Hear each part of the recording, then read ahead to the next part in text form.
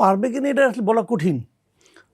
মানে তারা কি করবে, তাদের কতটুকু দক্ষতা আছে, কতটুকু আত্মবিশ্বাস আছে, কতটুকু মেরুদণ্ড আছে, এগুলি সবই তো আসলে কোনোটাই তো পরীক্ষা হয় নাই।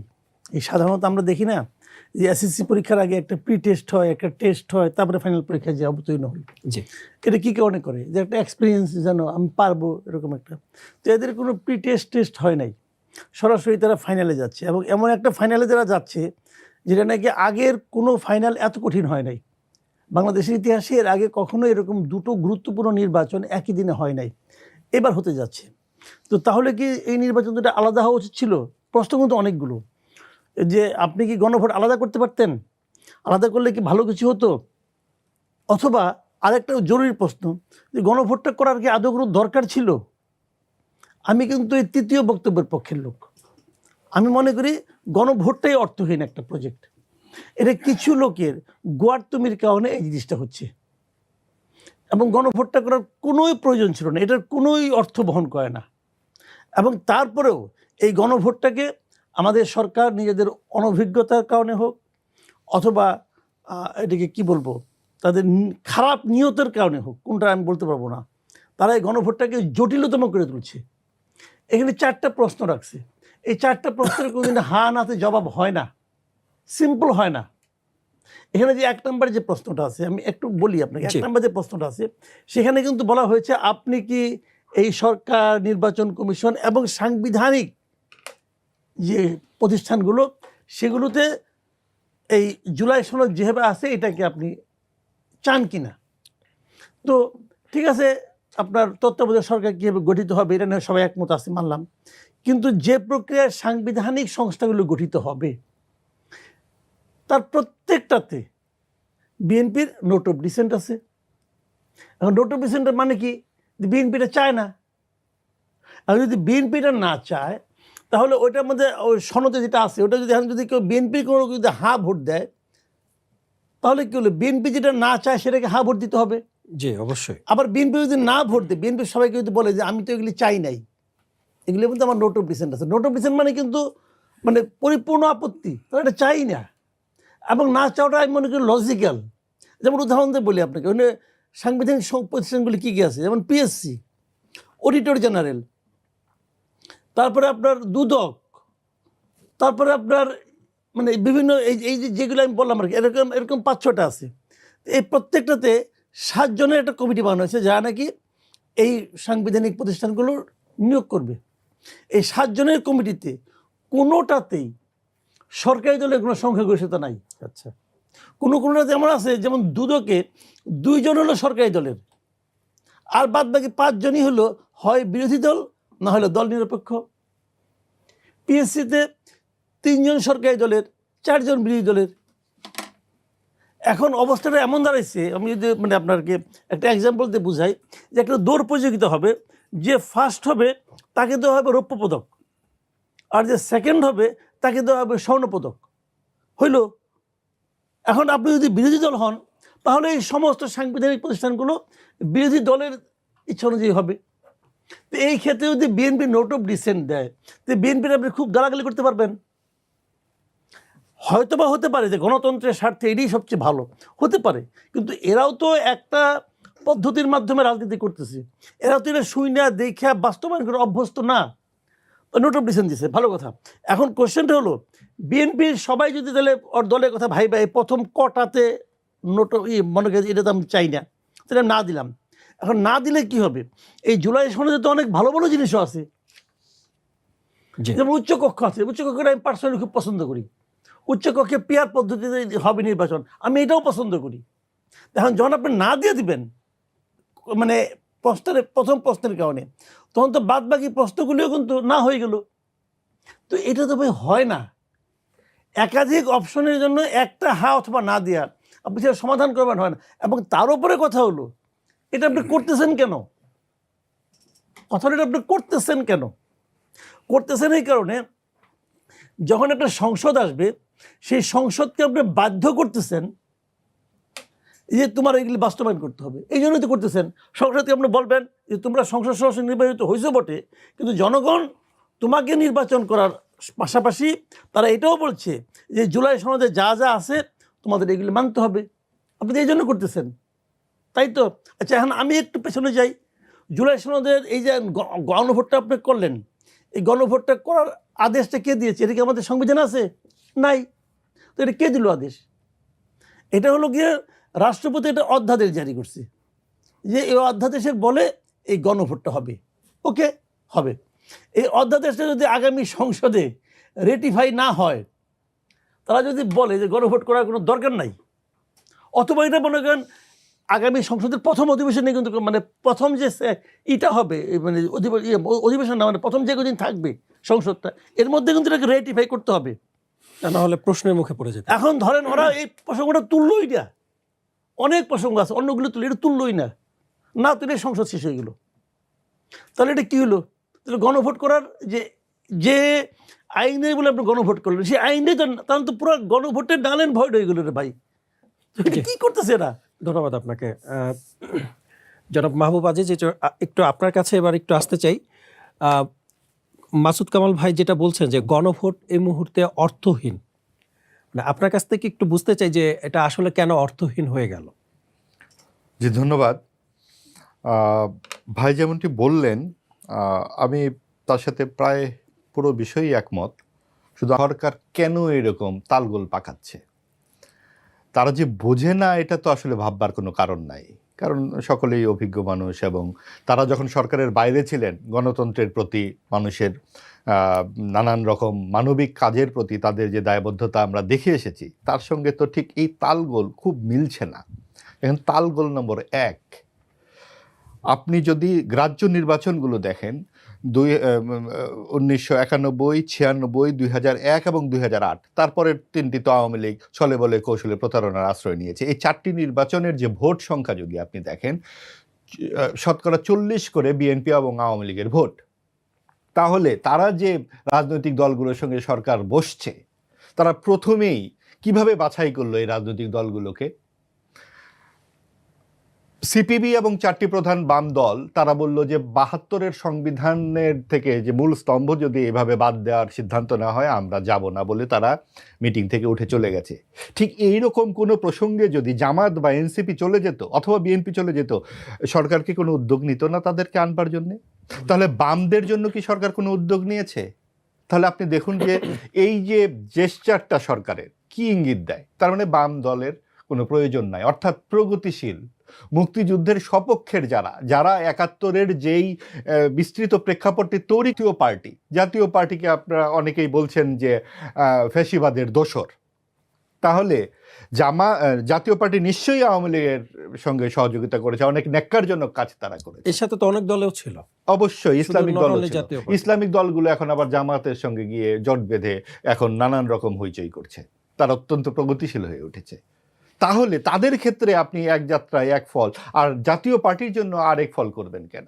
এখন আসুন আওয়ামী লীগের প্রশ্নে, আওয়ামী লীগ গণহত্যার সঙ্গে জড়িত তাদের নেতাদেরকে বিচার করা হচ্ছে এবং এটা খুবই যৌক্তিক, এই বিচারের অবশ্যই তাদের মুখোমুখি হতে হবে। তাহলে জামায়াতে ইসলামী যে একটি জাতির অভ্যুদয়ের পেছনে দাঁড়িয়ে গেল, বিপরীতে দাঁড়িয়ে গেল, 30 লক্ষ মানুষের মৃত্যুর জন্য তারা কাজ করলো এবং নিজের দেশের মানুষের বিরুদ্ধে দাঁড়ালো।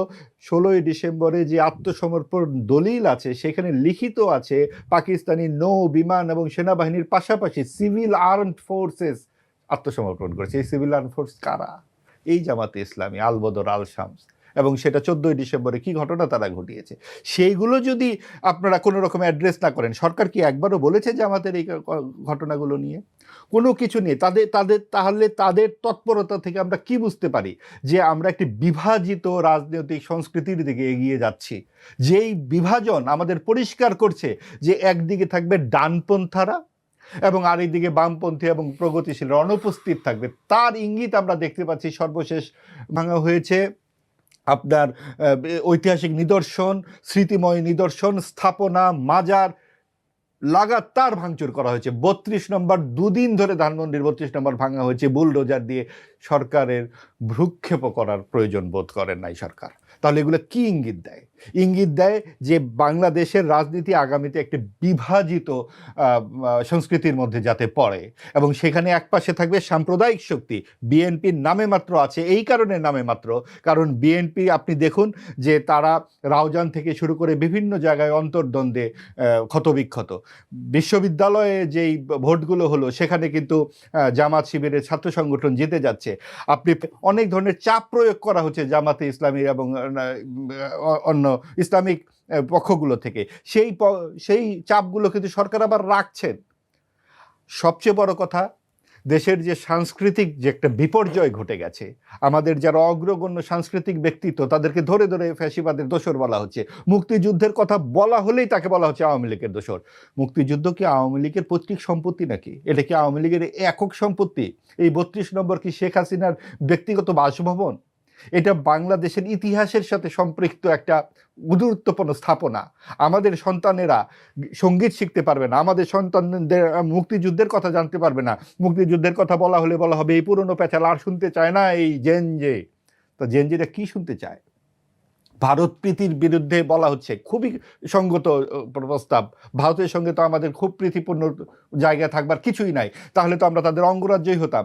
ভারতের সাথে যেভাবে আমরা যাব না, তাদের চোখে চোখ রেখে যেভাবে আমরা কথা বলবো, পাকিস্তানের সাথেও আমরা ঠিক এই একই কাজটি করতে চাই। কিন্তু পাকিস্তানের সাথে নানান রকম প্রীতিময় সম্পর্ক আমরা দেখতে পাচ্ছি। তাদের যে লাগাতার শিল্পীরা আসছে, কোথায় সেখানে আমরা তো কোনো কথা শুনতে পাচ্ছি না। তাহলে আপনি সাংস্কৃতিক একটা রাষ্ট্র চেহারা কিভাবে দাঁড়ায়? তার মূল স্তম্ভ থেকে আমাদের চেহারাটা দাঁড়িয়েছে কোথায়? 71 সালে। তার আগের 23 বছরের যে বিরোধ পাকিস্তানের সাথে, এটা কি বিরোধ ছিল কি আমাদের আপনাকে আমার পছন্দ হয় না এরকম প্রেম বিরোহের বিরোধ ছিল নাকি? বিরোধ ছিল জাতিগত, সাংস্কৃতিকগত বিরোধ ছিল। তারা আমাদেরকে পদানত করে রাখতে চেয়েছিল, আমাদেরকে উপনিবেশ বানিয়েছিল, আমাদেরকে আগ্রাসনের মধ্যে ফেলেছিল।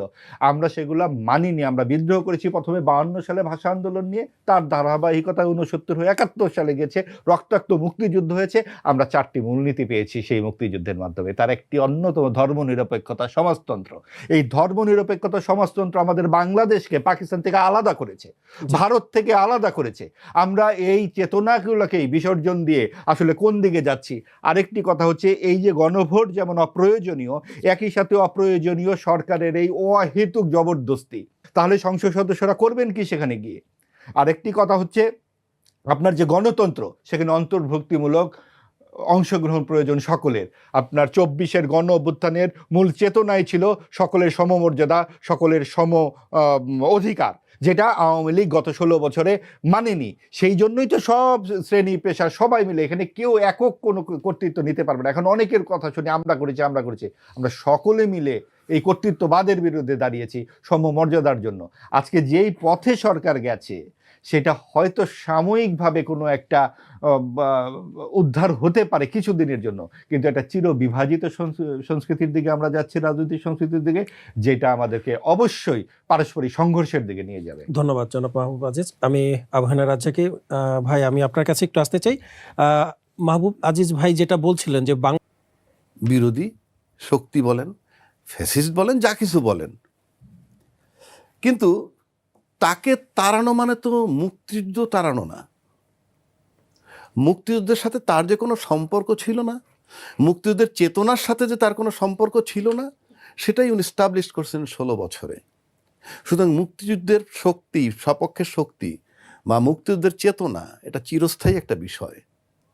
ওই সরকারকে তাড়ানোর মানে কিন্তু এই নয়।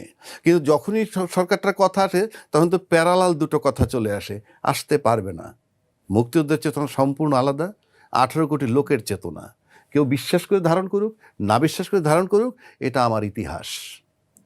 প্লাস 24-এ যারা আন্দোলন করে হিরো যারা হয়েছে, তর্কের খাতিরে বলছি, জুলাই আন্দোলনে যে ছাত্রগুলাই হিরো হয়েছে, কিংবা এখনও যারা 24 নিয়ে কথা বলতে, শুধুমাত্র 24 নিয়ে কথা বলে, তাদেরকেও যদি আপনি লিখতে দেন যে তুমি বাংলাদেশের ইতিহাস লেখো, কারো পক্ষে সম্ভব না সেই 47, 69, 71 বাদ দিয়ে ওগুলাকে লিখে এসে 24-এ আসতে হবে। সুতরাং আমরা যে কথায় কথায় বলি ওটা বাতিল, ইট ইজ রং। কেউ পারবে না, কেউ না। একটা লোক বাংলাদেশ স্বাধীনতা বিশ্বাস করেন, এর লোকও যদি খুঁজে পান, তাকেও যদি লিখতে বলেন, তাকে ওগুলো লিখতে হবে। সুতরাং আমাদের এখান থেকে আমাদের শুরু করা উচিত। বিভাজনের বিষয় নাই আর, এইটা বলা মানে বিভাজন তৈরি করা। এইবার আসেন গণভোট। মাসুদ কামাল ভাই বলছেন গণভোট সংবিধানে নাই। ইয়েস, আমি একমত। গণভোটে এটাও নাই যে ফেব্রুয়ারি 26-এ নির্বাচন হবে, সংবিধানে নাই। সংবিধানে এটাও নাই যে সংসদ নির্বাচন এবং গণভোট একই দিনে আছে, নাই। তাহলে আমি কোন সংবিধানে নির্বাচন করতে যাচ্ছি? 7 মাস আগে যেটা চিৎকার করছি আজকে সেটা এস্টাবলিশড। সংবিধানে কেউ নাই। সংবিধান কোনটা হচ্ছে? ইউনূস সাহেব যেটা বলে আসতেছে এবং সব রাজনীতিবিদরা মেনে নিছেন। ফাইনালি গণভোটে যখন রাজনীতিবিদরা আসছেন, আপনার ফিরে আসার পথ নাই। সংবিধান অনুযায়ী তাহলে তো 5 বছর পরে ভোটের কথা। 5 বছর পরে ভোটের কথা যেমন একদিক, আর এক দিক যে সংসদ ভেঙে গেলে পরবর্তী 90 দিনের মধ্যে, কোনো কারণে না হলে আরো 90 দিন আপনি নিতে পারেন, 180 দিনের তাতে 180 দিন। আপনি ফেব্রুয়ারি 2026-এ কিভাবে নির্বাচন করবেন? অ্যাবসলিউটলি সংবিধানে নাই। আমি 7 মাস ধরে বলছি, আমি অনেক কথা শুনেছি, কমেন্ট শুনেছি, কিন্তু আজকে এস্টাবলিশড। বাংলাদেশে কেউ না এসে বলতে পারবে আমরা ওই সংবিধান মোতাবেক নির্বাচন করতেছি। সংবিধান স্থায়ী না, পরিবর্তনশীল। আপনার ঘরের ফার্নিচার পরিবর্তনশীল, আপনার নিজের চলাফেরার মানসিকতা পরিবর্তনশীল। আপনি একসময় যে রঙের কাপড় ভাল লাগে, একটা সার্টেন এইজে এসে ওই কাপড়টা ভাল লাগে না। আপনার একটা লেভেলে একটা জিনিস চেঞ্জ হয়। কাজে আমরা এগুলোর একটা ভেক্টর ইউজ করি। Will of the people is গণভোট, will of the people is constitution. এবং যখন গণভোট হয় জনগণের দাবিতে, সেটা ওই যে আইন বাইন্দা দিছে 180 দিনের মধ্যে করতে, নো, গণভোট পাস করার পর ইট ইজ ফাইনাল। এটা যে সংসদে আবার অ্যাপ্রুভাল দিতে হবে, দ্যাট ইজ অলসো রং। সংবিধানের ঊর্ধ্বে গণভোট। গণভোটের রিটার্ন ফর্মটা আপনার সংবিধান, গণভোটের রেজাল্টটা। তাহলে আমরা যাচ্ছি কোথায়? সংবিধান মোতাবেক আমরা কেউ নাই। তাহলে একটা জাতি যখন 8 মাস বৈশা, এখন পর্যন্ত কিন্তু বাংলাদেশে কোনো সংস্কার হয় নাই। প্রস্তাব ছিল সেইগুলোকে একত্র করার জন্য সংস্কার এবং ঐক্যমত্য কমিশন বানানো হয়েছিল। দীর্ঘ 8 মাস পর তারা ব্যর্থ। এবং গণভোটের দাবি কিন্তু আবারও বলছি, রাজনৈতিক দলগুলো এস্টাবলিশ হয়ে আমরা গণভোট করব। কেউ ফিরে আসতে পারবে না, নো ওয়ে, আপনাকে করতেই হবে। আবার যদি বলেন গণভোট আর নির্বাচন একই দিনে, বড় দলের দাবি ছিল একই দিনে, আসছে তো একই দিনে। বরং গণভোট যদি আগে হইতো তাহলে কি হইতো? গণভোটের পরে যেটা এস্টাবলিশড হইতো তার আলোকে আপনি নির্বাচন করলে আপনি নির্বাচন বৈধতা পাইতো। আপনি এখন তো নির্বাচন করতেছেন, একই দিনে গণভোটও করতেছেন, দুইটাই সংবিধানের বৈধতা কোনটা কিভাবে পাবেন? আপনি বৈধতা সংসদ নির্বাচনটাই পাবেন কিভাবে? জি, আপনি বৈধতা পাওয়ার উপায়টা কি? 3 নম্বর আসেন, আমি আপনাকে যেটা বলি যে এই সরকার গণভোটে গেল কেন? একটা প্রশ্ন আসছে। সরকার কি প্রস্তাব দিয়েছিল আমরা গণভোট করব? নো, রাজনৈতিক দল থেকে আসছে। আসার পর আমি যাব না, আমরা করব না, আমি করব। ফাইনালি কি করলো? একমত হইতে পারে নাই, সরকারকে দায়িত্ব দিল। সরকার আবার 7 দিনের জন্য ফেরত দিল। ফেরত দেওয়ার পর আবার বলতে হলো সরকার সিদ্ধান্ত নেয়। সরকার সিদ্ধান্ত নিছে এবং এই সিদ্ধান্তের সাথে দায়িত্বশীল বড় দলের যেটা দাবি ছিল সংসদ নির্বাচন এবং গণভোট একই দিনে, তো সেই দিনই তো হয়েছে। সুতরাং বিচক্ষণতা কোথায়? আমরা যে এই সরকার তো আউটস্টেড, চলে যেতে বাধ্য সে, কিন্তু আমরা তাকে গালাগালি না করে আমরা যে গত 8 মাসের সিদ্ধান্তে যাইতে পারি নাই, আমরা প্রাজ্ঞ বিজ্ঞ রাজনীতিকবিদগুলো কি করলাম? এই গণভোট রাজনৈতিক দলের সিদ্ধান্ত, এই একই দিনে গণভোট এবং সংসদ নির্বাচন রাজনৈতিক দলের সিদ্ধান্ত, সমাধান তাদেরকে করতে হবে। কামাল ভাই, আমি আপনার কাছে একটু আসতে চাই। আবু হেনা রাজ্জাকি ভাই যেটা বলছিলেন যে সংবিধানে নেই, তাহলে কি সামনের নির্বাচন নিয়ে কোনো প্রশ্ন তৈরি হবে কিনা? না, রাজ্জাকি ভাই যেটা বলছেন সেটা একদিকে ঠিক আছে, আবার আরেকদিকে আমি তার সঙ্গে একমত না। উনি বলছেন সংবিধানও তো নাই, তো নাই। সংবিধানে অনেক কিছু আমরা মানি না, ঠিক আছে, মানি না। তাহলে সরকার কেন বলে এটা একটা সাংবিধানিক সরকার? সরকার তো বলে, সরকার তো যেদিন তারা জুলাই ঘোষণাপত্র প্রকাশ করলো, ওটা পরে দেখেন ওটা 20 নম্বর ধারায় কি আছে। তারা বলছে আমরা একটা সাংবিধানিক সরকার। হ্যাঁ বলছে একটা, হ্যাঁ বলছে। দেখেন আপনি, এখন যদি বলে থাকে আমি একটা সাংবিধানিক সরকার, তাহলে তো আমার দায়িত্বটা কি? আমার দায়িত্বটা সংবিধানটাকে সমুন্নত রাখা। তাহলে সরকার যদি না বলতো আমাকে না আপত্তি ছিল না। সরকার যদি বলতো অন্য অন্য সামরিক শাসকদের মতো যে আমি সংবিধানকে স্থগিত করে দিলাম, দিয়ে তারপর তারা তাদের মতো কাজ করতো, যা ইচ্ছা তাই করতে পারতো, যে নাকি জিয়াউর রহমান করছে, এরশাদ করছে। তো ওটা তারা বলে নাই কেন? তারা বলছে যে আমি একটা সাংবিধানিক সরকার। এখন বলতেছে পিপুলস উইল, খুব ভালো কথা, পিপুলস উইল অবশ্যই ইম্পর্ট্যান্ট, কি ঐক্যমত্য করেছেন? যদি বলতেন পলিটিক্যাল পার্টিগুলির ঐক্যমত্য, আমি কিছু বলতাম না। আপনি বলছেন জাতীয় ঐক্যমত্য। জাতি কাহাকে বলে? জাতি কাহাকে বলে? সমস্ত পলিটিক্যাল পার্টি যারা মেম্বার তারাই কি জাতি? এই জাতিতে আর কেউ নাই যারা কোনো রাজনীতি করে না? আর নাই। বিএনপি, আওয়ামী লীগ, জামাত, এই 3 দলের যত কর্মী সমর্থক আছে যোগ করলে 1 কোটি হবে না। যদি কর্মী সমর্থক ধরি, যোগ করলে 1 কোটি হবে না। এর বাইরেও তো অনেক লোক আছে যারা নাকি এদেরকে ভোট দেয়। ওরা আবার 5 বছর পরে আরেকজনকে ভোট দেয়। এই জন্যই তো 5 বছর পর দল চেঞ্জ হয়, গভর্নমেন্ট চেঞ্জ হয়। ওইগুলো তো ফ্ল্যাকচুয়েট করে। ওরা কি জাতির পার্ট না?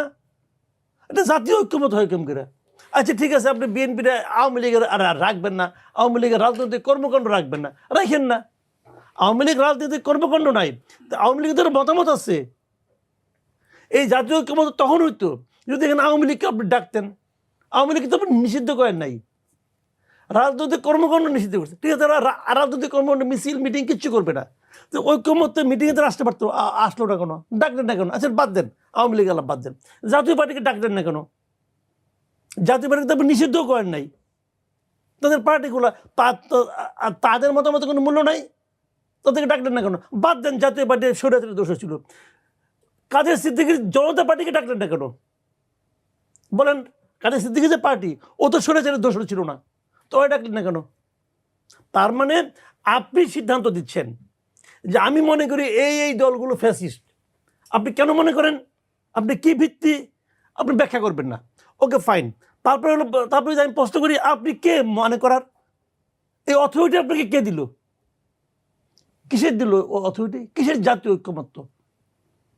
আপনি আপনার পছন্দের লোকগুলিকে নিয়ে বিদেশ থেকে একজন লোক আমদানি করছেন, মহাজ্ঞানী। সে মহাজ্ঞানী এসে সবাই ক্লাস দেয়। আমি তো বলি ওটা সবাই পলিটিক্যাল পার্টিগুলিকে রিমান্ডে নিছে, নিয়ে প্রতিদিন সকালবেলা খাওয়ায় দাওয়ায় আলাপ সালাপ করে দেয়। এই পলিটিক্যাল পার্টিগুলি কোনো মেরুদণ্ড নাই আমি মনে করি। এই পলিটিক্যাল পার্টি, বিএনপি, জামাত, যতগুলি পার্টি আছে, এদের কোনো মেরুদণ্ড আছে বলে আমি মনে করি না।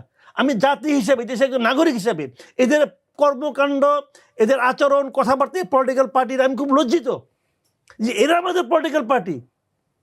একটা আমেরিকা, আপনি এখন আলীর নাম দিয়ে আপনি গুগলে সার্চ দেন, দেখেন কি আসবে আমেরিকান পলিটিক্যাল সায়েন্টিস্ট আলী রিয়াজের নাম। আপনি এখন গুগলে সার্চ দিয়ে দেখেন, আমেরিকান পলিটিক্যাল, একজন আমেরিকান পলিটিক্যাল সায়েন্টিস্ট এসে নিয়ে আমাদের সমস্ত পলিটিক্যাল পার্টিগুলিকে রিমান্ডে নিয়ে প্রতিদিন আলাপ করে, এরা হাসি মুখে খাওয়া দাওয়া করে চলে আসে। এতে কোনো মেরুদণ্ড আছে? সারপ্রাইজিং না? আমি বললাম যে এই পলিটিক্যাল পার্টিগুলোর কোনো মেরুদণ্ড আছে? জি, ধন্যবাদ আপনাকে জনাব মাহবুব আজিজ। আমি আপনার কাছে একটু আসতে চাই। মাহবুব কামাল ভাই যেটা বলছিলেন, মাসুদ কামাল ভাই যেটা বলছিলেন যে এই সরকার যখন শপথ নিয়েছে এবং তখন তারা বলছিল যে তারা সাংবিধানিক সরকার। সাংবিধানিক সরকার যা সিদ্ধান্ত নেবে তাই তো সাংবিধানিক হবে। তাহলে এটা অবৈধ হওয়ার কারণ কি? আবু হেনা রাজ্জাকি ভাই বলছিল যে তারা বিভিন্ন যে দায়িত্ব নিয়েছে এগুলো তো সংবিধানের বাইরে। সংবিধানের বাইরে মানেই তো এটা এক প্রকার অবৈধ বিষয়। ব্যাখ্যা আমরা দিব। আচ্ছা দেখুন, যে বিড়াল সাদা কি কালো এটা বেশি গুরুত্বপূর্ণ না বিড়াল ইঁদুর ধরতে পারে কিনা সেটা দিয়ে কিন্তু বিড়াল চেনা যায়। আপনি এই সরকার কিভাবে এসেছে, কোন প্রক্রিয়া সবাই আমরা জানি, এবং যদি সরকার সংবিধানের বিরোধী হতো তাহলে তো আর রাষ্ট্রপতির কাছে শপথই নিত না। সে রাষ্ট্রপতি আবার আওয়ামী লীগের নির্বাচিত। এতদিন ধরে চলছে, প্রায় 8-9 মাসের যেই তাদের লাগাতার আলোচনা, এবং সেখান থেকে যেটা মাসুদ ভাই যথার্থই বললেন যে এইটার যে ফাফা পরিস্থিতিটা, যে 30টি রাজনৈতিক দলের, অনেক দলের দ্বিতীয় বা তৃতীয় ব্যক্তির নামই আমরা জানি না। অনেকেই বলেন যে আমার পরিবারের যত সদস্য ওই একটি রাজনৈতিক দলের সেই পরিমাণ কর্মী নাই।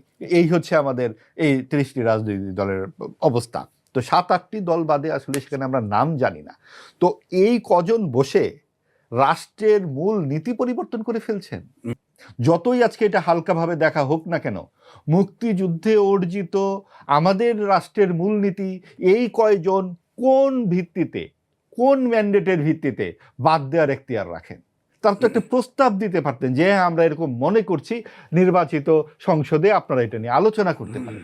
তা না, তারা পরিবর্তন করে নোট অফ ডিসেন্ট যেগুলো ছিল সেগুলোও তারা নিজ দায়িত্বে বাদ দিয়ে, এবং সেটা যখন বলা হলো বিএনপির পক্ষ থেকে যে আমাদের নোট অফ ডিসেন্স বাদ দিয়ে দিয়েছে, ডিসেন্টগুলো, আমরা এটা প্রতারণার সামিল জাতির সাথে, এটা কিন্তু তারা বলেছে বিএনপির পক্ষ থেকে। আপনি কি করে পারেন এটা? এবং রাজ্জাকি ভাই যেটা বললেন কাপড় বদলানো হয়, ফার্নিচার বদলানো হয় পুরনো হয়ে গেলে। ভাই, কাপড়, ফার্নিচার আর মগজ এক জিনিস না। আপনি মগজ পুরনো হয়ে গেলে বদলে ফেলবেন? বাদ আপনার দিতে হয়। আত্মা, হৃৎপিণ্ড বদলে ফেলবেন? না না না, বাদ দিতে হয়। না, মগজ যদি নষ্ট হৃৎপিণ্ড হয়ে যায়- বাদ দেওয়া যাবে না। আমি বলছি কোনটা আমি মিন করি। আপনি আপনি আপনার যে সময় বয়স- কথা বলেন প্লিজ, আমি যে একটু বয়সে বলে যে নেই। কাপড়টা পরে আপনি কাপড় আর ফার্নিচারের সাথে একটা দেশের যে দর্শন, ঠিক আছে, ওখানে। একটা সাংস্কৃতিক মান, একটা চেতনা মিলালে চলবে না। যদি আমরা ধর্ম নিরপেক্ষতাকে বাদ দেই, তাহলে আমরা পাকিস্তানের সঙ্গেই যুক্ত হই না কেন? আপনারা তো অনেক গণভোটের ব্যবস্থা করছেন নিজেরা। ঠিক আছে, সাংস্কৃতিক যে অধঃপতনের দিকে আমরা যাচ্ছি, যে সাম্প্রদায়িক উত্থান আমরা দেখতে পাচ্ছি, আপনারা হয়তো ভবিষ্যতে এমনই একটা গণভোট চেয়ে বসবেন, আমরা কি পাকিস্তানের সঙ্গে যুক্ত হয়ে যাব? 69 এবং 71-এ তো এই ফ্যাসিস্টরা খুব ভুল করেছিল। চলেন একসাথে হয়ে যাই। কথায় কথায় মুক্তিযুদ্ধের সাথে ফ্যাসিস্টকে যুক্ত করে দেওয়া হচ্ছে তো। তার মানে কি যাবে ভবিষ্যতে? আমরা কি পেছনের দিকে হাঁটবো? আমাদের এক দলের জামায়াতের আমির বলছেন মেয়েরা 5 ঘন্টা কাজ করতে পারবেন ওনারা জয়ী হলে। তার মানে কি আরও যখন সময় যাবে তারা 4 ঘন্টা 2 ঘন্টা করে 0 ঘন্টায় পৌঁছাবেন, যে কাজই করার দরকার নাই? তারা বলছেন বিভিন্নভাবে সামাজিক যোগাযোগ মাধ্যমে দেখতে পাই নারী ঘরেই সুন্দর, নারী ঘরের রানী, এই ধরনের কথাবার্তা বলা হচ্ছে। নারীদের যে কটূক্তি করা হচ্ছে অবিরাম। আচ্ছা, সরকার যে এত প্রগতিশীল সরকার আমাদের, আমেরিকান সব অধ্যাপক, নারী সংস্কার কমিটি কোথায় গেল? নারী সংস্কার কমিশনের যে রিপোর্ট জমা দেওয়া হলো, প্রধান উপদেষ্টা বললেন যে যেগুলো দ্রুত গতিতে কার্যকর করা সম্ভব আমরা অনতিবিলম্বে সেগুলো কার্যকর করছি। পরদিন হেফাজত সহ ইসলামিক দলগুলো যে সোহরাওয়ার্দী উদ্যানে বিশাল এক ধমক দিল, সেই ধমকের সাথে সাথে সেটা নারী সংস্কার হিমাগারে চলে গেছে। তার মানে এখানে কি পরিস্থিতি হতে যাচ্ছে? আমরা কেন আশঙ্কায় পড়ব না? যে পরিস্থিতি যাচ্ছে, আগামীতে আমরা এভাবে কথা বলতে পারবো কিনা, আমরা এভাবে চিন্তা করতে পারবো কিনা, এটা নিয়েও আমাদের ভয় আছে। আমাদের প্রাথমিক বিদ্যালয়ের বই পুস্তকের সিলেবাসে পরিবর্তন করা হয়েছে বিভিন্ন সময়ে বিভিন্নভাবে, এবং এই সব কিছুর জন্য আওয়ামী লীগকেও পরিবর্তন করে দিনের ভোট রাতে এই ঘটনাগুলো ঘটেছে 16 বছরে, সেগুলো তো অবশ্যই শিশুদের, তরুণদের জানতে হবে। এর আগে ঘটেনি। গত 50 বছরের ইতিহাস আমাদের রাজনৈতিক রক্তাক্ত ইতিহাস। আমাদের কোন রাজনৈতিক দলের হাতে রক্ত নেই? আমরা যে 8-10 বছর ধরে সামরিক শাসনগুলো এখানে চলেছে, সেটা কোন সংবিধানের ভিত্তিতে হয়েছে? সেগুলো থাকবে না ইতিহাসে? এই তো সেদিনের ইতিহাস। 2006 সাল থেকে 2 বছর যে এরকম রক্তারক্তি ঘটলো রাজপথে, একটা তত্ত্বাবধায়ক সরকার থাকবে কি থাকবে না, 1/11 চলে এলো, সেগুলো কারা করেছিল? কোন রাজনৈতিক দল করেছিল? তো সেই ক্ষেত্রে সবাই শুধুমাত্র আওয়ামী লীগকে দোষ দিলে তো হবে না। অবশ্যই আওয়ামী লীগ খুব বড় দুরাচার করেছে, অবশ্যই শেখ হাসিনা যা কর্তৃত্ববাদী শাসন করেছেন, স্বৈরাচারী শাসন করেছেন, সেটার জন্য তাকে শাস্তি পেতে হবে। কিন্তু তার মানেই না যে আমরা এই সুযোগে একটা বড় একটা অংশকে সমাজের বাইরে থেকে বঙ্গোপসাগরে নিক্ষেপ করব। আমার ভাই যদি 5টি হয়, সেই 2 ভাই যদি চোর হয়, আমি বলতে পারি না যে আমার বাপের সম্পত্তি থেকে তাকে বাদ দেব। আমি সেই চোরের জন্য শাস্তি দিয়েও তাকে তার সমাজে তার কথাবার্তা থাকতে হবে, কণ্ঠস্বর সজাগ রাখতে হবে। আমাদের এই সমাজে সকলের অংশীদারিত্ব থাকবে, সেটাই 24-এর গণঅভ্যুত্থানের প্রধান আকাঙ্ক্ষা। আওয়ামী লীগ যেভাবে আমাদেরকে 16 বছরে হাতে জুতো ধরিয়ে দিয়েছিল, সেই জুতো যে ক্ষমতায় যায় সেই আমাদের হাতে জুতো ধরিয়ে দিতে চায়। এই জুতো ধরানো সংস্কৃতি চলবে না। আজকে যারা এইটা করতে চাচ্ছেন, আগামীতে তাদের মনে রাখতে হবে হেলিকপ্টার কিন্তু বাংলাদেশে একটিই ছিল না, হেলিকপ্টার আরো আছে। সকলকে বিভিন্ন জায়গায় যেতে হবে, হয়তো দিল্লি সকলের জন্য উন্মুক্ত নয়। সব রাজনৈতিক দলের কাছে কি হেলিকপ্টার আছে? এটা কি আওয়ামী লীগের কাছে হেলিকপ্টার ছিল? আওয়ামী লীগের কাছে তো ছিল না। কাজে বন্দোবস্ত কিভাবে করবেন, কারা করবেন, টাকা পয়সা তারা কিভাবে কি করছেন, সেটা আমাদের সাধারণ মানুষের যে বক্তব্যটা হচ্ছে, আপনি সাধারণ মানুষের টাকায় আপনাকে ক্ষমতায় বসানো হয়, সাধারণ মানুষের কথাটাকেই আপনাকে গুরুত্ব দিতে হবে। আমরা ভোট দিয়ে আপনাকে পাঠাচ্ছি সংসদে, সেখানে আইন প্রণয়ন করবেন আপনি সাধারণ মানুষের বিবেচনার দিকে তাকিয়ে। আপনি সেখানে ইচ্ছা মতো 20-25 জন মিলে বসে যা খুশি তা করতে পারেন না, এবং সেটা টিকবে না, এটা টেকে না। ইতিহাস কি বলেন? ধন্যবাদ আপনাকে। জনাব আবু হেনা রাজ্জাকি, একটু আসতে চাই যে মগজ এবং হৃৎপিণ্ড পুরনো হলে আপনি কিভাবে পরিবর্তন করবেন সেটা। ধন্যবাদ আপনাকে। মগজ এবং হৃৎপিণ্ড যখন পুরনো হয়ে গেলে মরে যায়, কিডনি বাতিল হলে থাকে নাকি, হার্ট বাতিল হয়ে গেলে থাকে, আমি যেটা মিন করছি সেটা হলো এই যে আপনার জীবনে আপনি চকমকারে লাল শার্টটা যে বয়সে পড়তেন ক্লাস 5-6-এ আপনি আজকে সেটা পড়ছেন না। তার মানে কি সময় বলে দেয় কি করতে হবে, এই পরিবর্তনটা আপনাকে মেনে নিতে হবে, এটার মানে ওইটা নয়। এইবার আসি কিছু জবাব দিচ্ছি। আমি সাংবিধানিক সরকার, ইউনূস সাহেব যখন ওথ নেন তখন তিনি কি বলছেন, আমি অন্তর্বর্তীকালীন সরকারের প্রধান হিসাবে শপথ করিতেছি যে সংবিধান সমুন্নত রাখব। কোন সংবিধান? ওই যে সংবিধানটার কথা আমরা বারবার বলি ওটার ভিত্তিতে অন্তর্বর্তীকালীন সরকারের কথা আছে, তার নাম আছে, ওখানে শুধু নির্বাচিত প্রধানমন্ত্রীর কথা আছে, ওটার ভিতরে তত্ত্বাবধায়ক সরকারের কথাও নাই। যার নাম ওখানে নাই সে ঢুকবে কিভাবে? এই তর্ক আমি বহু করেছি। যার নাম, যে সরকারের নামটা ওখানে নাই, উনি কোনটা করছেন? অন্তর্বর্তীকালীন সরকারের অন্তর্বর্তীকালীন সংবিধান, যেটা ওনার মগজ দিয়ে বেরোয় এবং সবাই সেটা মানতেছে, কেউ তো দ্বিমত করেনি। রাজনীতিবিদরা কি একবারও বলেছে ওনার সাথে যখন বসা শুরু হইলো 6-7 মাস যাবত, তখন কি একবারও বলেছে আপনি কিন্তু সংবিধানের বাইরে চলে যাচ্ছেন, 190 দিন 180 দিনের মধ্যে সর্বোচ্চ নির্বাচনের করাতে হয়, আপনি কোন সংবিধানে যাচ্ছেন কেউ প্রশ্ন করছে? করেনি। উনি বলছেন অন্যান্য দল ডাকা উচিত ছিল, উনিও বলছেন অন্যান্য দল ডাকা উচিত ছিল, আমি দ্বিমত করছি না। কিন্তু রাজনীতিবিদ যারা উপস্থিত ছিল তারা কি একবারও বলেছেন এত নিবন্ধিত দল তাদেরকে ডাকতেছেন না, তাদেরকে ছাড়া আমরা বসবো না? Why do you count Yunus? ওই সরকারকে আমি এত মূল্য দিচ্ছি কেন? ডাকলে আমি যাচ্ছি কেন? কি কারণটা কি? যারা যাচ্ছে দামি বড় দু একটা দল ছাড়া অন্য যারা যাচ্ছে তারা তো সব গিয়ে পুলকিত, আমি যাচ্ছি, আমি সংস্কারে আছি। রেস করলো না কেন সবাইকে? যে ওদেরকে না আসলে আমরা যাব না। আপনাকে রেস করতে নিষেধ করছিল কি আমি জানতে চাই। 3 নম্বর আসেন, একটা কথা বলছে ভাই আরেকটা কথা বলছে যে অন্যান্য লোক ডাকে নাই কেন। ইয়েস কারেক্ট, আমি একমত। আপনি বিজনেস কমিউনিটি আছে, মিডিয়া কমিউনিটি আছে, প্রফেশনাল আছে, লয়ার্স আছে, ডাক্তারস আছে, সবার একটা কমিউনিটি আছে, আপনি রিপ্রেজেন্ট তাদেরকে নেওয়া উচিত ছিল। কিন্তু এই প্রশ্নটা রেস করবে কে? ভয়েসটা কার? এই 3 জন 6 জন 9 জন উপদেষ্টা সরকার, নাকি রাজনীতিবিদ যারা গেছে, যারা দেশটাকে গঠন করতে গেছে তাদের? আজকে পর্যন্ত কিন্তু 8 মাস বসলো, রেজাল্ট কিন্তু 0। গণভোট হইলে যদি গণভোট পাশ করে তাইলে কিছু একটা আসতে পারে জুলাই সনদ, নাহলে জুলাই সনদ কিন্তু 0 আজকে পর্যন্ত। 3 নম্বর আসেন, রাষ্ট্রপতি ওত দিলেই সেই সংবিধানে, ওই সংবিধানে সরকার ঢোকে না। রাষ্ট্রপতি যদি বলতো প্রধানমন্ত্রী হিসেবে তোমার ওত দিতেছি, তাইলে ওইটার ভিতরে ঢুকতো। এইবার আসেন কল্পনা। এখন একটা সম্পূর্ণ নতুন সংবিধান যদি হয়, কল্পনা করতেছি একদম সম্পূর্ণ নতুন, মনে করেন কিছু নেই, আগের সব বাদ, আমরা নতুন এই সংবিধানের যে প্রধানমন্ত্রী হবে তাকে ওত দিবে কে? এই নতুন সংবিধান যদি একটা বানায় অ্যাবসলুটলি, তাকে ওত দিবে কে? ওই রাষ্ট্রপতি। তাহলে কি তাকে ওত দিলে ওই সংবিধানে ঢুকতে পারবে সে? তার মানে রাষ্ট্রপতি ওই চেয়ারটা আমাকে ওত দিতে বাধ্য বিধান মোতাবেক। কাজে রাষ্ট্রপতি ওত দিলে আমি সংবিধানে ঢুকে যাচ্ছি, দ্যাট ইজ নট কারেক্ট। এবং ফাইনালি যে রেজাল্টটা হইল, আমরা যে সংস্কারের আলোচনা দেখলাম, যে সমস্ত রাজনীতিবিদরা বসলো, যাদেরকে বাদ দিল, 2 ভাইয়ের কথা থেকে আমি নিচ্ছি, সবাই বাদ দিলে এটা কিছুই হয় নাই। তাহলে কি আমাদের তাহলে তো কিছুই মানা উচিত না? তাহলে নির্বাচনের কি হবে? কোথায় যাচ্ছি? ওই কয়টা লোকের প্রতিনিধিত্ব আমরা মেনে নিচ্ছি কেন? এই সব কিছু মিলে এলে তো আপনি এখনো শঙ্কার মধ্যেই আমরা আছি, নাকি অন্য কিছু? জি, ধন্যবাদ আপনাকে। জনাব মাসুদ কামাল, একটু আসতে চাই, শঙ্কার মধ্যে আমরা এখনো আছি। নির্বাচন নিয়ে তাহলে জেনোসাইডের শঙ্কা কেন করছিলেন জামায়াতে আমির ডক্টর শফিকুর রহমান? আপনি নিশ্চয়ই শুনেছেন তার বক্তব্য।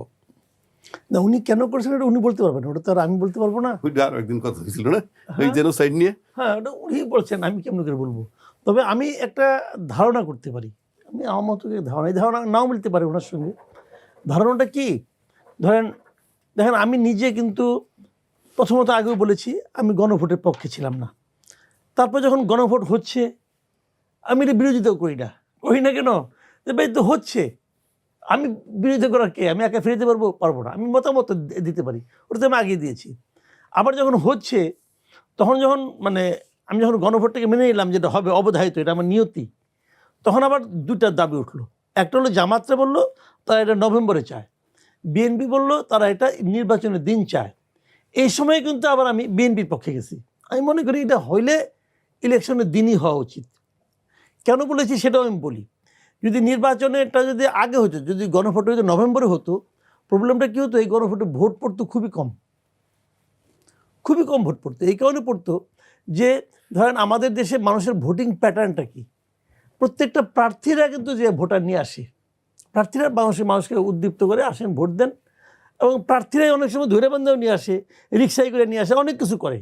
পাশাপাশি লোকজন প্রার্থীদের এজেন্ট থাকে, তারা যে ভোটারদের নিয়ে আসে।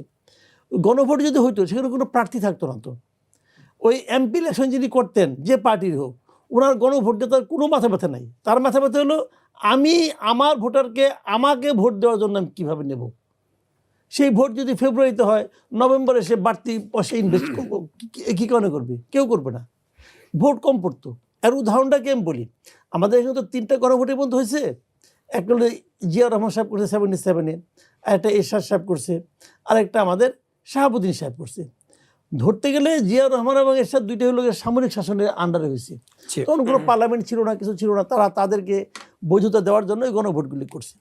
বাট 91-এর যে গণভোটটা হয়েছে তখন পার্লামেন্ট ছিল, এবং গণভোটটা এভাবেই হয়, আগে পার্লামেন্টে একটা সিদ্ধান্ত নেয় আমরা এটা যোগ করব। করি, জনাব মাসুদ কামাল একটু যোগ করি, একটু ভিন্ন বিষয়ে যোগ করি আপনার কাছে।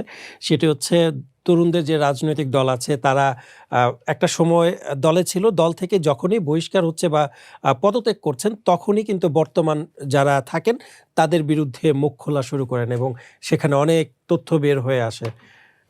আবার পাশাপাশি একটু জানতে চাইব যে ট্যাগিং এর রাজনীতিটা আপনি কিভাবে দেখবেন? দেখবো, আমি এইটাকে শেষ করে নিই, যেহেতু এটা বলা শুরু করছি, জি, এটা শেষ ছোট করে হবে জানতে কি চাই। মানে ক্লিয়ার হবে না, আমি ছোট করে শেষ করছি। জি। তো ওই 91-এ যে গণভোট, ওই গণভোটটাকে আমি মনে করি রিয়েল একটা গণভোট ছিল, প্রেসিডেন্সিয়াল সিস্টেম থেকে পার্লামেন্টারি সিস্টেমে যাওয়ার জন্য। সেখানে জানেন ভোট পড়ছিল কত? অনলি 34.9%। তার মানে 35%ও পড়ে নাই। তার মানে 65% ভোটার একটা জেনুইন কজ, সেই কজের গণভোটেও অংশ নেয় নাই। আর এটা নিয়ে তো বিতর্ক আছে। এই গণভোট যখন আপনি করবেন, দেখা যাবে ভোট পড়তে যদি আগে হতো, ভোট পড়তো 30%-এর মতো, এটা তো আরও ভয়ঙ্কর হতো। যে কারণে ইলেকশনের দিনই ভোট হওয়াটা ভালো। কিন্তু সমস্যা যেটা হয়েছে, যখন ইলেকশনের দিন ভোট হবে তখন কিন্তু বিভিন্ন প্রতিদ্বন্দ্বী প্রার্থীরা থাকবে, তাদের মধ্যে মারামারি হতেই পারে। তখন সেটা কী হবে? ওই মারামারি রেস কিন্তু গণভোট হয়ে যেয়ে পড়বে। হয়তো এই জন্য উনি বলেছেন, যেরকম আমি সংক্ষেপে এটা শেষ করলাম। আর আপনি যেটা বলছেন, এইটা হলো বাংলাদেশের একটা সাধারণ নিয়ম। আপনি দেখবেন যে স্বামী স্ত্রীর মধ্যে যখন ডিভোর্স হয়ে যায় না, ডিভোর্সের পরে ওই স্ত্রী কিন্তু বলতে থাকে তার স্বামী কত বড় খারাপ, তার স্বামী কত বড় লুচ্চা, তার স্বামী কত মদ খায়, তমুক তমুক। তার সঙ্গে কিন্তু সংসার করছে 15 বছর, তখন কিন্তু বলে নাই। যেই সারাসারি হয়ে গেল তখন তার সমস্ত গুণাবলী বাড়িতে থাকে। এটা স্বামীর দিক থেকেও স্ত্রীর ব্যাপারে, স্ত্রীর দিক থেকেও স্বামীর ব্যাপারে। এটা কমন একটা প্র্যাকটিস আমাদের দেশে আর কি। তো এইটাও এখানে একসঙ্গে একদিন ছিল, কোনো সমস্যা ছিল না। যেই বাইরে গেলো তখন তার সমস্ত গোপন কাহিনী বলা আরম্ভ করে। আর আমরা যারা সাধারণ মানুষ, অথবা ধরেন আমি যেন সাংবাদিক, আমরা কিন্তু এটা খুব এনজয় করি। আমি এনজয় করি কেন? যে ওর তো আসলে ভেতরের খবর জানে, ওটা তো আমি জানতাম না। আমি যখন রিপোর্টিং করতাম তখন প্রায় আমার কাছে অনেক লোক আসতো। আসলে পরে ধরেন এক পক্ষ আসলো, ওই দিন পরে আরেক পক্ষ যখন শুনলো যে এই পক্ষে গেছে, সেই পক্ষে বলে আমারও কিছু বলার আছে। আমি বলতাম আসেন। তখন আমার অনেক কলিগ বলতে তুমি দুই পক্ষ, তাদের প্রতি তো আমাদের একটু এক্সপেকটেশন বেশি ছিল। না, আমি বলি আপনাকে কোনো এক্সপ্রেশন ছিল না কারোর প্রতি। আমি বলি আপনাকে, শুনুন, যখন আরেক পক্ষকে ডাকতাম কেন, যে ও আবার ওর বিরুদ্ধে কিছু বলবে। তো দুই পক্ষ মিলাইয়া আমি যখন একটা মানে সিদ্ধান্তে আসতে পারতাম যে আসলে ঘটনাটা কি। এখানেও তাই হচ্ছে, কিন্তু যে বাইরে যে বলতেছে সে হয়তো একটু বাড়াই বলতেছে, কিন্তু এটা একেবারে ভুয়া না। আমাদের এখানে পলিটিক্যাল পার্টিগুলিতে এই লেনদেনের ঝামেলা নিয়েই কিন্তু বিরক্ত হয় এবং বহিষ্কার, পাল্টা বহিষ্কার হয়। কাজেই তাদের প্রতি যে আপনার প্রত্যাশা বেশি ছিল, ওটা ছিল আবেগ, বুঝছেন? কারোর প্রতি হয়তো না যাই না, প্রত্যাশা করাটা আবেগ ছাড়া আর কিছু না। ওই সম্বন্ধে আমরা কী জানতাম বলেন? কিছুই জানতাম না। ওদের প্রতি আমাদের একটা মায়া ছিল যে এরা চাকরি বাকরি পাচ্ছে না, এরা এই কোটার কারণে মানে কম্পিটিশনে অংশ নিতে পারছে না, তারা হলো সব মেধাবী। এটা একটা আবেগ ছিল রে ভাই। বাস্তবে দেখা গেলো এদের মেধার 90% হলো গিয়ে লুটপাটের জন্য। আপনি দেখেন এই এনসিপি একটা পার্টি করছে, এনসিপি পার্টি যারা লিডার আছে ভাই, এদের চাল চলন, জীবনযাপন দেখেন। আপনাদের এখানেও আসে অনেক এনসিপি লিডার, দেখেন তো কী গাড়ি নিয়ে আসে, কী গাড়ি নিয়ে আসে, তারা আসে তো ওদের ইনকামটা কি? চাকরি করে ভাই। টাকা তো আর আসমানি উপায় আসে না। আসমানি উপায়ে জ্ঞান আসতে পারে, ওহিও আসতে পারে, টাকা আসে না। আসলে পরে আমাদের নবী খেজুর খেয়ে রোজা রাখতো না, আল্লাহ তার বন্ধুর জন্য একটা খেজুর পাঠাই দিত, যে ঠিক আছে খাওয়া দাওয়া করো। ভাই এটা হয় না, আসে কোত্থেকে? জীবনযাপন দেখেন না। ওই আগে একটা কথা বলা হতো যে প্রেম এবং সিগারেটের ধোঁয়া নাকি গোপন রাখা যায় না। দেখুন, আমি দুটো প্রসঙ্গে একটু মন্তব্য করে তারপরে এই জায়গাটাতে আসছি। রাজ্জাকি ভাই বললেন যে রাজনৈতিক দলগুলো কেন বলল না যে আমরা শুধু 30 জন এখানে, কেন অন্যরা নয় কেন? নয় কেন? এটা দিয়েই তো শুরু করেছিলাম। রাজনৈতিক দলগুলোই তো চায় যে আমার প্রতিদ্বন্দ্বী না থাকলে তো আমার জন্য সুবিধা, এবং তারা যে নিজেরা সব ভাগ বন্টন করছেন, এটা তো আমরা প্রশাসনের ভাগ বন্টন দেখেছি, এবং এটা কিন্তু এনসিপির নেতারা একজন প্রকাশ্যে বলেছেন যে বিএনপি এবং জামাত ভাগ করে নিয়েছেন সবকিছু। একদল করেছেন ভিসি ঢাকা ইউনিভার্সিটির, আর অন্যান্য ইউনিভার্সিটির আরেক দল করেছে প্রশাসন। আপনার মনে পড়ে নিশ্চয়ই এরকম একটা মন্তব্য করেছিলেন। তো আরেকটা ব্যাপার হচ্ছে ওই যেটা খুবই গুরুত্বপূর্ণ প্রসঙ্গটা, সেটা হচ্ছে হৃৎপিণ্ড মগজ। হৃৎপিণ্ড মগজ যে উনিই বললেন যেটা বদলানো যায় না, মরে যায়। মরে গেলে তার মানে মৃত হয়ে যায়। একটা দেশের হৃৎপিণ্ড মগজ মরে গেছে কিনা সেটা কিন্তু খুবই গুরুতর প্রশ্ন। হ্যাঁ, 16 বছরে যা ঘটেছে, যেভাবে আমরা মুক্তিযুদ্ধের চেতনার বিরুদ্ধে কাজ করেছি, আওয়ামী লীগ বারংবার মুক্তিযুদ্ধের কথা বলে মুক্তিযুদ্ধের বিরুদ্ধে হেঁটেছে, এবং আমাদের রাজনৈতিক দলগুলো ভুলে গেছে যে কি কারণে বাংলাদেশের জন্ম। বাংলাদেশের সেই ধর্মনিরপেক্ষ হাসপাতালে চিকিৎসা করতে যায়, আমাদের সাধারণ মানুষের হাসপাতাল কোথায়? চাকরির জন্য আমাদের তরুণদের কেন রাস্তায় নামতে হলো? কেন এই পরিস্থিতি তৈরি হলো? এই লুটপাট কারা করলো? সাধারণ মানুষ লুটপাট করে? এই লুটপাটের যে অর্থনীতি কারা নিয়ন্ত্রণ করেছিল? কারা ব্যাংকের মালিক হয়েছিল?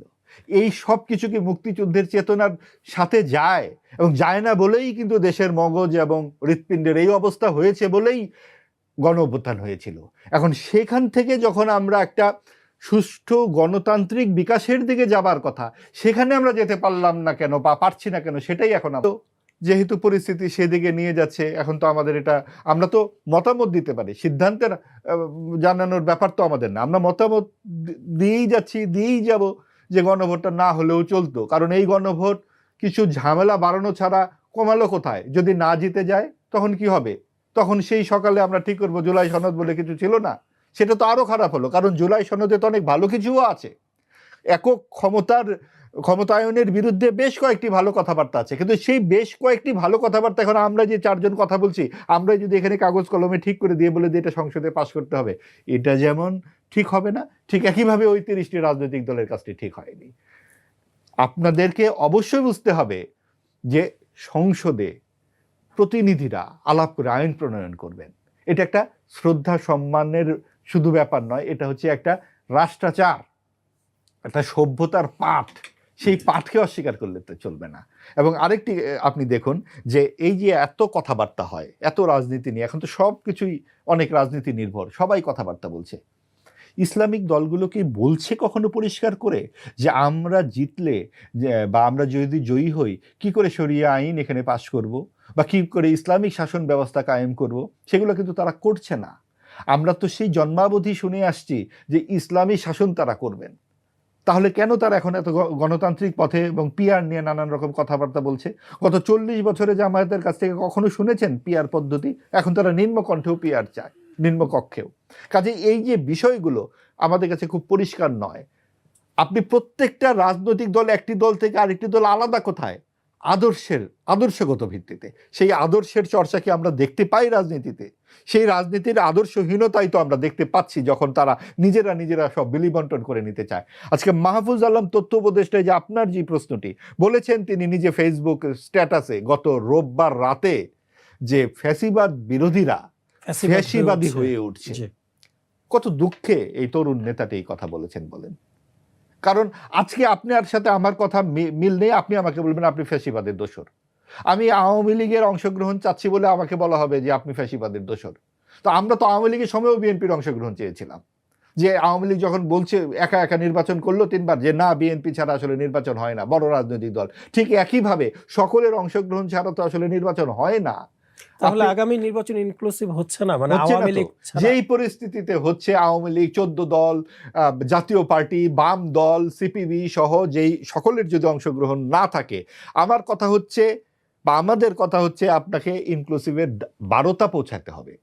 আপনি যদি সরকার যদি বলে দিত ঠিক আছে আওয়ামী লীগের তো সকলেই 1 কোটি মানুষ বা 50 লক্ষ যাই থাকুক, তারা সকলে তো খুনি নয়। যাদের বিরুদ্ধে মামলা আছে, মোকদ্দমা আছে, তারা নির্বাচন করতে পারবে না। এখন তারপরে যদি আওয়ামী লীগ বলতো আমরা যাব না, ঠিক আছে যাবেন না, আমরা তো আপনাকে জোর করে আনতে পারি না, তাহলে তো একটা কথা বলবার জায়গা থাকতো সরকারের। কিন্তু সরকার বলেই বসছে যে আওয়ামী লীগ এই নির্বাচনে অংশগ্রহণ করতে পারবে না। তার মানে যেখানে ডানপন্থার একটা খুব বড় সড়ো একটা জোর থাকবে, সেটা আমাদের ৭১-এর চেতনা থেকে সরিয়ে নিয়ে আসবে। যদিও আমি আবারও বলছি, আওয়ামী লীগের হাতে কিন্তু মুক্তিযুদ্ধ নিরাপদ ছিল না, থাকলে এই পরিস্থিতি হয় না। যেই ১৬ বছর তারা টানা সময় পেয়েছিল, সেখানে তারা কোন চেতনার চর্চাটি করেছে? কিন্তু আওয়ামী লীগ চর্চা করেনি এই দেখে মুক্তিযুদ্ধের চেতনার চর্চা করা যাবে না, তা হতে পারে না। বাংলাদেশ রাষ্ট্রের মূল যে প্রত্যয়, সেই সমাজতান্ত্রিক একটা দৃষ্টিভঙ্গি আমাদেরকে আনতে হবে, যেখানে সকলের সম্মান এবং মর্যাদা অধিকার সমান থাকবে, সেই জায়গায় আমাদের পৌঁছতে হবে। ধন্যবাদ আপনাকে। জনাব আবু হেনা রাজিকে আপনার কাছে একটু আসতে চাই। এবার তো আর আওয়ামী লীগ নেই, তাহলে যে রাজনৈতিক দলগুলো জোট করছে, এটা কিসের জন্য করছে বা কোন প্রয়োজনের দিক থেকে করছে, আপনার কাছ থেকে একটু বুঝতে চাই। ধন্যবাদ আপনাকে। যে প্রশ্ন আসলেন আমার কাছে এটা নতুন প্রশ্ন। তারপরেও একটা জিনিস বলি তবুও, এই যে ভাই যেমন বললেন যে ইনক্লুসিভ নির্বাচন মানে আওয়ামী লীগের নির্বাচন, যারা অপরাধী তাদের জন্য নির্বাচন তাদের করতে দেওয়া উচিত, সেগুলি নিয়ে আমি যে এখন খুব বড় জবাব দিব তা না। তো একটা জিনিস মনে করি এই যে আমরা কি সবাই তাহলে যারা স্বার্থ খুঁজি? তা না হলে আপনি যদি মনে করেন গণতান্ত্রিক চিন্তা চেতনায় আপনি ইনক্লুসিভ নির্বাচনই করবেন, তাহলে ইউনূস সাহেব নির্বাচন পর্যন্ত বিচার না হওয়া পর্যন্ত যে স্টপ করে দিলেন তাদের কার্যক্রম, সেটা নিয়েও কিন্তু কোনো রাজনৈতিক দলের দাবি নাই। মানে বলে না কেউ, মুখে যাই বলুক না কেন, কিন্তু ইনফ্যাক্ট আপনি তো গণতন্ত্রে বিশ্বাসী যদি হন আর ওইটা যদি একসেপ্ট না করে থাকেন, আন্দোলন করবেন। আন্দোলন দিয়েই সব করতে হয়। এখনো 47-এর যে বিসিএস তারা আন্দোলন করে। কি আন্দোলন? অযৌক্তিক আন্দোলন। 1 মাস ধরে আন্দোলন করতে, পরীক্ষা পেছানোর জন্য। আর ভাই 1 মাস লেখাপড়া করলেই তো পরীক্ষা দেওয়া যায়। এই যে আন্দোলনের কতগুলো বেসিক থিওরি লাগবে, তো নো বেসিক থিওরি। 1 মাস ধরে আন্দোলন করতেছে, আমাদের পরীক্ষা পিছাও। আর 1 মাস লেখাপড়া করলেই তো পরীক্ষা দেওয়া যায়। আমি নর্মাল বলছি। 2 নম্বর আসেন এখন আপনি যে প্রশ্নটা আমাকে করলেন যে কি প্রশ্ন জোট করছেন। প্রথম কথা, আপনি এক জায়গায় আসেন, একটু আগে আমরা আলোচনা করি, সবাই মোটামুটি ডাইরেক্ট ইনডাইরেক্ট একমত হইলাম। সেটা কি? যে আমরা সংবিধান বহির্ভূতভাবে আছি। গণভোট, সংবিধান আর নির্বাচন একসাথে নাই সংবিধানে। তাহলে এবং এর বাইরে যখন আমরা থাকতেছি তখনই একটা শঙ্কা থাকে, কারণ আপনাকে একটা নিয়মে থাকতে হবে।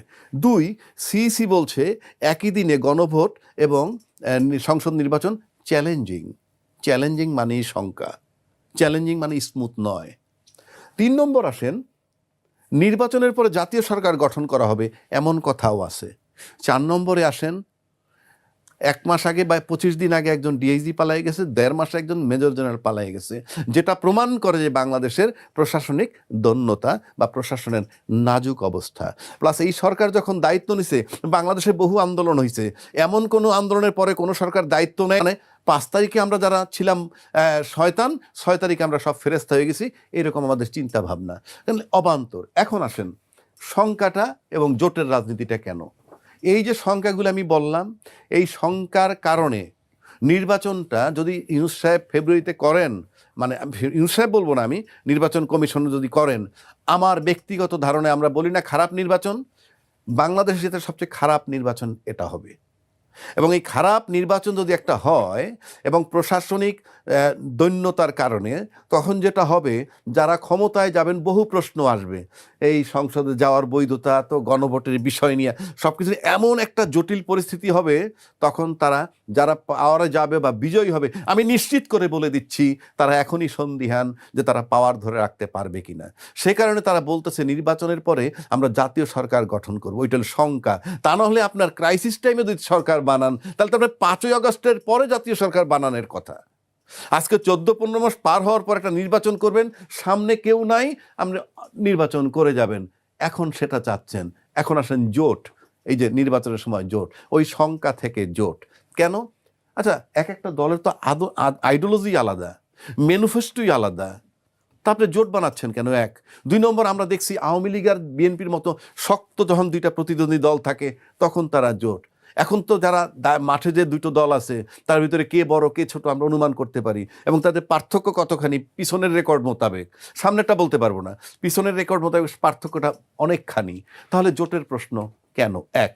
দুই, গণতন্ত্র পারমিট করে কিনা যে আমি জোট বানাইলাম, আমার মার্কা দিতে প্রতীক দিতে পারবো না এবারের আইনে, যার যার দলীয় মার্কায় নির্বাচন করবে, কিন্তু আমি তাকে জোট বানাইয়া আমি মাসুদ কামাল সাহেবরে বললাম যে ভাই আপনি নির্বাচন করেন, আমার দল আপনাকে সমর্থন করবে। এইটা কি আমি পারি? আমার দলের আদর্শ, আমার দলের আইডিওলজি, আমার দলের লোকগুলাকে বলবো মাসুদ কামালকে ভোট দিতে তলে তলে, এটা কি কোনো গণতান্ত্রিক প্রক্রিয়ার সাথে যায় না জনগণের সাথে প্রতারণা করা হয়? কথা বলছেন? হ্যাঁ, ফ্লোটিং ভোটের কথা বলছেন? না ফ্লোটিং না, ওই যে আমরা যদি জোট করি, আর ফ্লোটিং এর বিষয় তো আরেকটা জটিল বিষয়।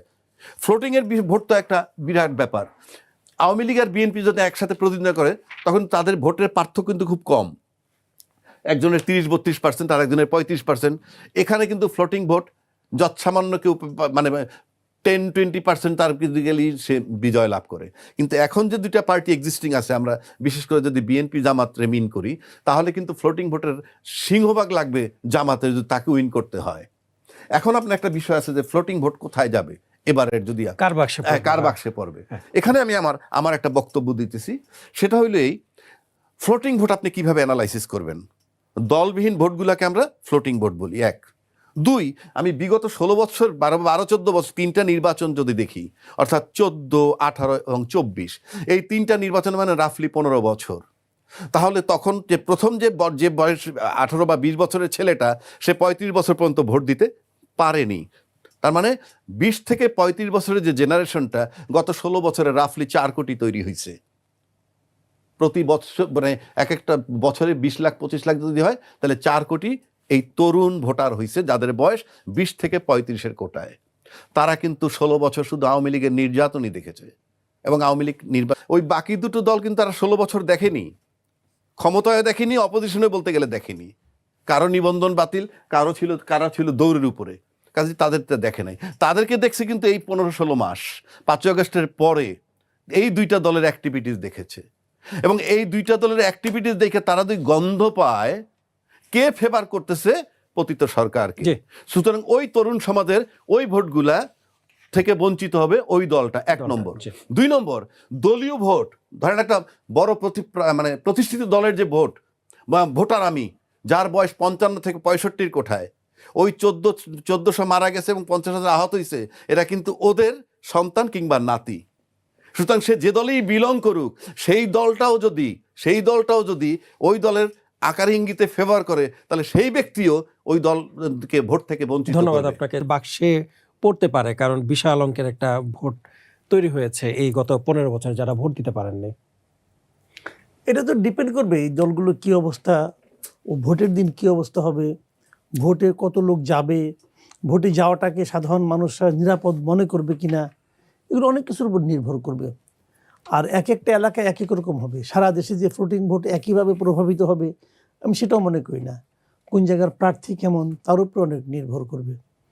আওয়ামী লীগ কী করবে সেটা তো আমি জানি না, কারণ শেখ হাসিনার সর্বশেষ যে ইন্টারভিউটা বিভিন্ন পত্রপত্রিকা আমরা দেখলাম, মানে বিদেশি পত্রিকায়, সেখানে কিন্তু উনি ভোট বলেছেন যে ওনার লোকেরা, আওয়ামী লীগের লোকেরা ভোট নাও দিতে পারে, এটা ভোট বর্জন একটা। আবার এর কয়েকদিন পরে ওনার পুত্র আমেরিকা থেকে যে ইন্টারভিউটা দিলেন, বিভিন্ন দেখলাম, মিডিয়াতে দেখলাম, সেখানে ওনারা বরং ভোট প্রতিরোধের কথাও বলেছেন উনি। এখন যদি ভোট প্রতিরোধের ব্যবস্থা হয়, আওয়ামী লীগের লোকজন যদি ভোট প্রতিরোধ করার জন্য মাঠে নামে, তাহলে কি হবে এটাও বলা বড় কঠিন। কাজে শেষ পর্যন্ত কী দাঁড়াবে বলতে পারি না। তবে একটা জিনিস বুঝি, ছোট করে বলি, সময় তো নাই, এটা হলো গিয়ে আপনার আওয়ামী লীগ যদি তারা ভোট দিতে যায়, তাহলে সেই ভোটটা কারা পাবে এইটাই হবে এই নির্বাচনের ডিসাইডিং ফ্যাক্টর। আওয়ামী লীগের লোকজন ভোট দিতে যায়, তাদের ভোটটা কোথায় যাবে সেটাই হবে এই নির্বাচনে, আগামী নির্বাচনের ডিসাইডিং ফ্যাক্টর। সেটা একটা খুবই গুরুত্বপূর্ণ হবে। হ্যাঁ, সেটা তো দলীয় ভোট না। আমি বলি আপনাকে, এই দেশে অনেক লোক আছে যারা কখনোই আওয়ামী লীগের কোনো মিছিলে মিটিংয়ে যায় না, কখনোই যায় না, কিন্তু তারা নৌকা ছাড়া ভোটও দেয় না। অনেক লোক আছে এরকম, অনেক লোক আছে যারা কোনো মিটিং মিছিলে যায় না, কিন্তু তারা ধানের শীষ ছাড়া অন্য কোনো মার্কায় ভোট দেয় না। ওটাকে আপনি দলীয় ভোট বলেন না। কিন্তু যদি এলাকার প্রার্থীরা খারাপ দেখে ভোট দিতে যায় না, তারা চুপচাপ বসে থাকে, কিন্তু তার দিলে ওটা মধ্যে দেয়। এরকম বহু লোক আমি দেখছি আমাদের এলাকায়, সব এলাকায় আছে এরকম। কাজেই শেষ পর্যন্ত কী হয় এটা কিন্তু আপনি আসলে বলতে পারবেন না। নির্বাচন যদি আওয়ামী লীগ বর্জন করে তাহলে এক ধরনের হবে, যদি আওয়ামী লীগ নির্বাচন প্রতিহত করার সিদ্ধান্ত নেয় তাহলে আরেক ধরনের হবে, আর যদি আওয়ামী লীগ শান্তিপূর্ণভাবে যায়, আওয়ামী লীগ বলে তোমাদের ইচ্ছা চলে যাও ভোট দিয়ে আসো, আমার কোনো বক্তব্য নাই, তাহলেও ওই ভোটার কোন দিকে যাবে এটা অনেক কিছুর উপর নির্ভর করবে। একটু যোগ করতে চাই এবং জানতে চাই একটু ভিন্ন বিষয়। জামায়াতের আমির ডাক্তার শফিকুর রহমান বলেছেন যে দুর্নীতি তোমাকে লাল কার্ড, সন্ত্রাস তোমাকে কালো কার্ড, এই দুই অপরাধকে এইভাবে কার্ড দেখিয়েছেন তিনি। ক্ষমতায় গেলে অথবা রাজনৈতিক দলগুলো যখন ক্ষমতায় যায় তখন তো এগুলো দেখা যায় যে রাজনৈতিক ছত্রছায়া আরো বেড়ে যায়। জামায়াত কি পারবেন পরবর্তীতে? আমরা একটা দলকে কীভাবে বিচার করি, একটা মানুষকে কীভাবে বিচার করি? ধরেন আমি কেমন মানুষ, এটা যদি যিনি আমাকে কখনো দেখেন নাই, আমার সঙ্গে বসেন নাই, ঘুমান নাই, শোন নাই, উনি বলতে পারবেন না। গ্রামে একটা প্রবাদ আছে, সেই প্রবাদটা হলো একটা মানুষ কতটা ভালো এটা নির্ভর করে তার সম্পর্কে আপনি কত কম জানেন তার উপর। যাকে আপনি জানেনই না সে খুব ভালো মানুষ, আর যাকে আপনি জানেন তাকে একভাবে দেখেন। জামাতের লোকজনের ওরা অর্থনৈতিকভাবে দুর্নীতি করবে, যতটুকু জামাতকে দেখেছি আমি, মনে করেন 2001-এ সংসদে তো ওরা ছিলেন, 2001-এর মন্ত্রিসভায় ওরা ছিলেন, দুজন তাদের মন্ত্রীও ছিল, কৃষিমন্ত্রী এবং সমাজ কল্যাণ মন্ত্রী। তাদের বিরুদ্ধে কিন্তু খুব একটা দুর্নীতির অভিযোগ নাই, তেমন একটা নাই। কাজে অর্থনৈতিক দিক দিয়ে তারা হয়তো বা অতটা করাপ্ট না, আমি যেটা বুঝি। কিন্তু আবার অন্য দিক দিয়ে, যেমন যে সমস্ত, আমার তো ওই দিন একজন লোক বলতেছিল যে 80 থেকে 90 পর্যন্ত এই সময়টাই, যে মানে 80-র দশকে যে সমস্ত লোকজন রাজশাহী ইউনিভার্সিটিতে পড়াশোনা করছে তাদেরকে জিজ্ঞাসা করেন যে জামাত শিবির কী জিনিস। এখন সেটা যেটা ভয়ঙ্কর একটা অবস্থান তাদের ছিল ওই সময়, এটা তো এখন মানুষের মধ্যে কিন্তু ছড়িয়ে পড়ছে। শিবির মানে রক্কাটা, এখন ওটা তো এমনি এমনি আসে নাই। রক্কাটার এই কথা তো ছাত্র ইউনিয়ন সম্পর্কে বলে না, কিন্তু এখন তো তরুণ প্রজন্মের কাছে তাদের গ্রহণযোগ্যতা অনেক গ্রহণযোগ্যতা আছে, সেটাও বলি ভাই। ছোট করে জানতে চাই আমরা অনুষ্ঠান। আমি ছোট করে বলতে চাচ্ছি, কারণ ছোট করে বললে আমার সুবিধা, তাড়াতাড়ি শেষ হবে। সেটা হলো কি, দেখেন ঢাকা ইউনিভার্সিটিতে যখন ইলেকশনটা হয়, তখন ইলেকশনে যখন প্রচারণা চলছে, অনেকে বলতে শুনছি এই সাদিক ক্যাম্প ছেলেটা না খুব ভালো, ফরহাদ ছেলেটা খুব ভালো, এদের সঙ্গে মানুষের খুব ভালো সম্পর্ক, অমুক তমুক। আমি শুনছি, আমি নিজেও মনে মনে ভাবতাম বোধহয় তাই, তার সঙ্গে আমি যাই না, তো লোকজন যা বলে তাই শুনি। কয়েকদিন আগে দেখলাম সাদিক ক্যাম্পের হুঙ্কার, একটা সোশ্যাল মিডিয়ায় দেখলাম যে একটা টিচার, সে নাকি কবে ফেসিবাদের পক্ষে স্বাক্ষর করছিল কোনো বিবৃতিতে, অতএব তার এই ইউনিভার্সিটিতে থাকারই কোনো অধিকার নাই। কোন স্টুডেন্ট, মানে কোন টিচার থাকবে কোন টিচার থাকবে না, এটা ডাকসুর ভিপি নির্ধারণ করবে?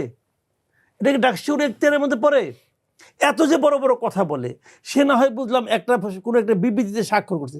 বাংলাদেশে অনেক বিবৃতি এরকমভাবে আসে, কিন্তু তখন স্বাক্ষর না করলেও বিপদ। আওয়ামী লীগ আমরা যে ঘটনা, আওয়ামী লীগ যেভাবে সব দিকে নিয়ন্ত্রণ প্রতিষ্ঠা করছিল, স্বাক্ষর অনেক সময় বাধ্য হয়ে করতে হয়। মানলাম সে অন্যায় করছে, বাবা তুমি যে 15 বছর আওয়ামী লীগের ছাত্রলীগের মধ্যে গুপ্ত হয়ে আসিলা, ওইটা কি করছো বলো? ওটা কি করছো? তুমি কি আওয়ামী লীগের ছাত্রলীগের গুপ্ত ছিল না, অকর্মী ছিল না? তুমি তো ছিলা। এখন তুমি বলবো এটা আমাদের কৌশল। এটা যদি তোমার কৌশল হয়, তো ওইটাও তার কৌশল ছিল অস্তিত্ব রক্ষার জন্য। এগুলো তো বুঝতে হবে ভাই, খালি বললে তো। অনেক সময় এই কথাও বলে যে ছাত্রলীগের যে একটা হেলমেট বাহিনী ছিল, এই হেলমেট বাহিনীর 90% লোক নাকি ছিল শিবিরের, যাতে নাকি তাদের চেহারা দেখা না যায়। এটা ওদের আইডিয়া। এখন বলেন আপনি ওরা সবাই গুপ্ত ছিল, যদি বলে না এটা আমাদের প্ল্যান করে করছি, ছাত্রলীগের ফেমটাকে নষ্ট করার জন্য, ছাত্রলীগকে ডিফেম করার জন্য আমরা এটা করছি, হইতে পারে। এখন ছাত্রলীগকে ডিফেম করতে তুমি যে 5 জনকে মারলা, ওটা কী রে ভাই? কাজেই এইগুলি হলে ছিলেন। আমি একটা কথা বলি, এটা বলে শেষ করি। আমাদের দেশের নিয়মটা কি জানেন? যখন এক জায়গায় বিতর্ক হয়, তর্ক হয়, তখন কে কত ভালো যুক্তি তুলে এটা ইম্পর্টেন্ট না।